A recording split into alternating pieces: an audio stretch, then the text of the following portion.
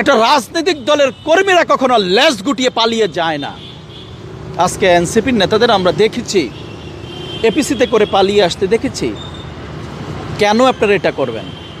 5ই আগস্টে যে সহযোদ্ধাদের উপর যে নির্মমভাবে যে অন্যায়ভাবে অত্যাচার করেছে তার ধিক্কার জানাই, প্রতিবাদ জানাই। আমরা বলতে চাই, ব্যর্থহীন কণ্ঠে একটা জিনিস স্পষ্ট করে বলতে চাই, গোপালগঞ্জ বাংলাদেশ থেকে কোনো আলাদা দ্বীপ রাষ্ট্র নয়, আলাদা ভূখণ্ড নয়। বাংলাদেশের পুরো বাংলাদেশের নিষিদ্ধ ঘোষিত সংগঠনের নেতাকর্মীরা যখন সেখানে পালিয়ে বাংলাদেশকে যদি অস্থিতিশীল করার চেষ্টা করে, সেটাকে কঠিন এবং কঠোর হস্তে দমন করার সেই সৎসাহস আমাদের থাকতে হবে।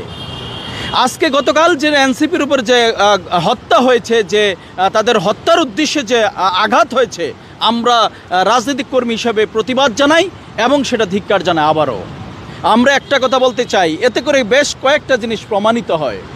এতে করে প্রমাণিত হয় আইন শৃঙ্খলা রক্ষাকারী বাহিনীর দুর্বল অবস্থা এবং এনসিপির বাচ্চা সুলভ যে আচরণ, সেটা কিন্তু আজকে জাতির কাছে স্পষ্ট হয়ে গেছে। আজকে বাংলাদেশে ডিজিএফআই, এনএসআই, এসবি অনেক কিছু আছে, তাদের গোয়েন্দা সংস্থায় কেন এটা ছিল না যে গোপালগঞ্জে এ ধরনের হত্যাযোগ্য কর্মকাণ্ড সংঘটিত হতে পারে? তারা সতর্ক কেন করেনি একটা দলকে?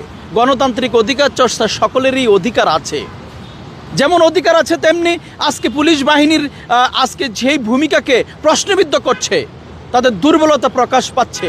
আমরা এটা প্রতিবাদ জানাই এবং সারা বাংলাদেশে এরই মাধ্যমে যত অবৈধ অস্ত্র আছে, আমরা মনে করি সারা বাংলাদেশের নিষিদ্ধ ঘোষিত সংগঠনের আজকে সেই গোপালগঞ্জে গিয়ে অবস্থান করছে।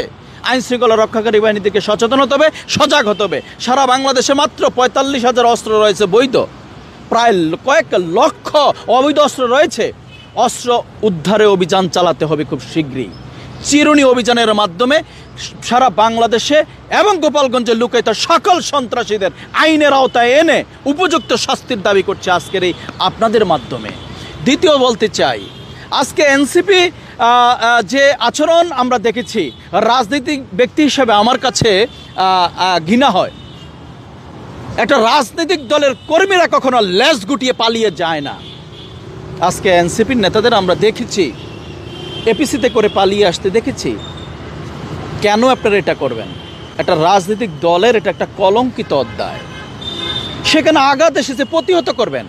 আইন শৃঙ্খলা রক্ষাকারী বাহিনী সেই রাস্তা পরিষ্কার করবে, তাদের কাজ। দুর্বৃত্তদের সেখান থেকে হটাবে, এটা তাদের কাজ।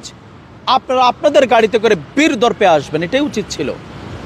আজকে কি হয়েছে আমরা দেখলাম, এনসিপির নেতারা লেজ গুটিয়ে এপিসিতে করে পালিয়ে এসেছে।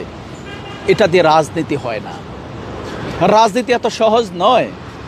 আমার রাজনীতির বয়স 29 বছরে পা দিয়েছে। অনেকের, এনসিপির অনেক নেতাদের বয়স এখনো 29-এ যায়নি, অনেক নেতাদের বয়স এখনো হয়নি। এত সহজ না রাজনীতিটা।